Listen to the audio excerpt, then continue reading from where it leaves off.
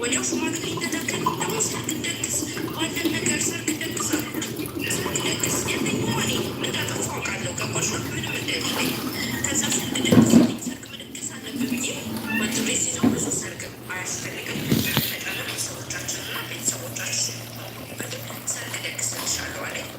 ሰርግ በመጠኑ ዴል ከፍሎ ቤተሰቦቻችንን ብቻ በማከለ ሰርግ ደግስ ማለት ነው።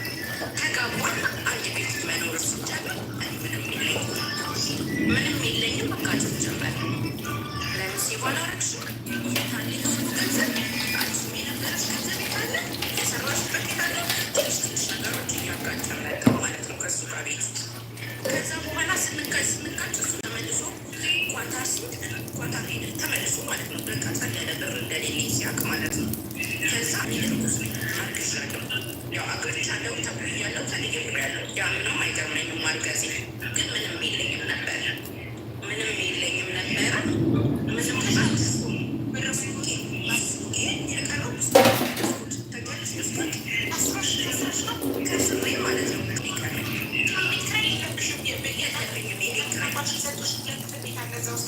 እዛው ነው የምኖረው። እዛው ነው ሱቅ የምሰራው። እዛው አጠገብ ሱቅ እሰራለሁ። እዛው ደግሞ ቤት ሱቅ የቤት ሰዎች ኢትዮጵያ ውስጥ ነው የምሰራው። ግን ክራይ ሳይኖርብሽ ራስሽ ክራይ ሳይኖርብሽ እየሰራሽ ምችበት እንኳን እስከ ማለት ደረስሽ ነገር አለ። ምንም ነገር ማለት ነው አታሁን በጣም ተቸገረ።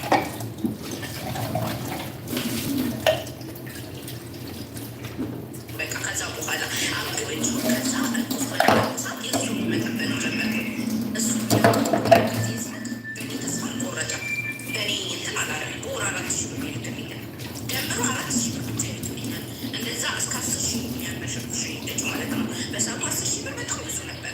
ምክንያቱም ኑሮ የዛን ያህል ውድ አልነበረም። የዛሬ 5 ዓመት ምናምን ያን ያህል ብዙ ውድ አልነበረም ማለት ነው። ከዛ መጥኖ ብር መላክ ጀመረ። ሱቄንም ዘጋው። ቤት ተቀመጥኩ። እርጉዝ ሆኜ በቃ የእሱን ሳንቲም መጠበቅ ጀመርኩኝ። እሱ በሚልክልኝ ሳንቲም በላለሁ ጠጣለሁ። አያቶቼ ጋር ነው ግን የምኖረው። እዛው ግቢ ውስጥ ገብቼ የተጋገረ እህቴ የምጋግረውን እህቴ ወጥ የምትሰራው ከእነሱ ጋር ሄጄ ማለት ነው። ወርጄ ድጋሚ እነሱን መርዳት ሲኖርብኝ ከእነሱ ጋር ሄጄ መብላት ጀመርኩኝ።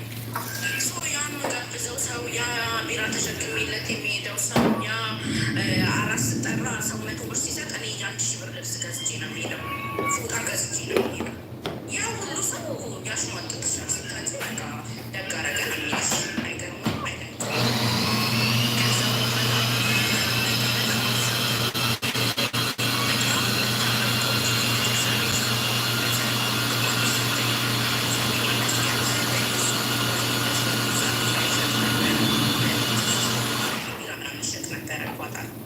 ከዛ በጣም ጎበዝ ነው። ለ4,000 ብር የቆረጠ እያብቃቃው እኔ 10,000 ብር የማይበቃ ይለች እያብቃቃው ማጣበት ጊዜ ነበረ። የእውነት የለምልሽ አንድ ሰው መቶ በቃ ራስ መርቀውኛል አልዋሽም።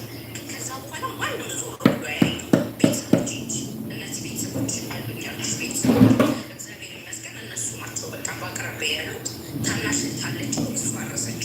እሷ በደንብ አድርጋ አረሰችኝ። እግዚአብሔር ይስጣት።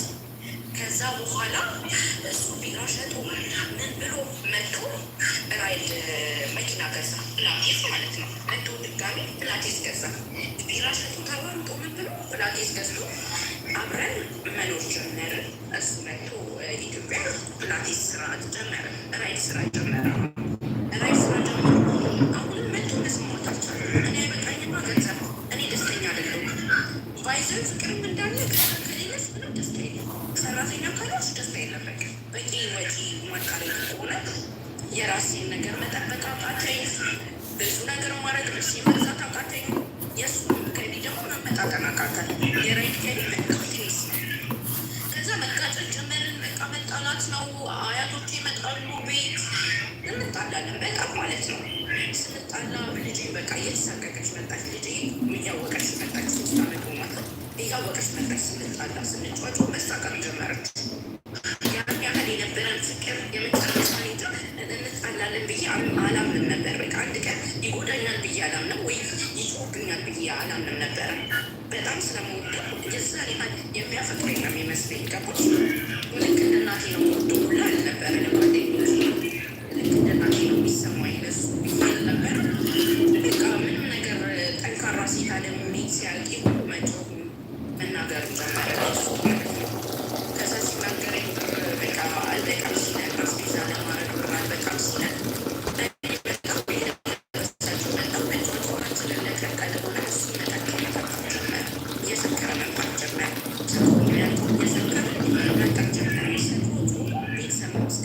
ደረጃ ደረሰ ማለት ነው።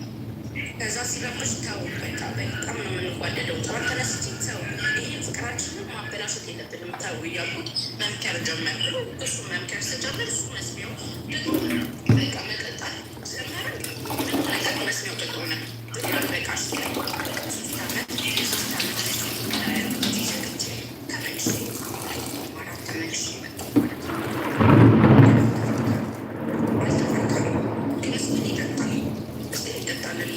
ማለት ነው።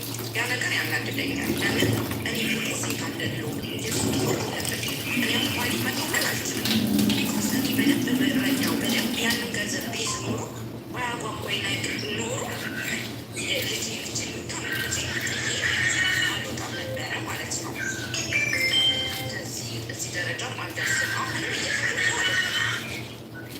አሁንም እያዘንኩ አይደለም እያዘንኩ አይደለም። በሁሉም ነገር እያዘንኩ አይደለም። እግዚአብሔር ይመስገን ጥሩ ተከፋይ ነኝ ማለት ጥሩ ነው። በቃ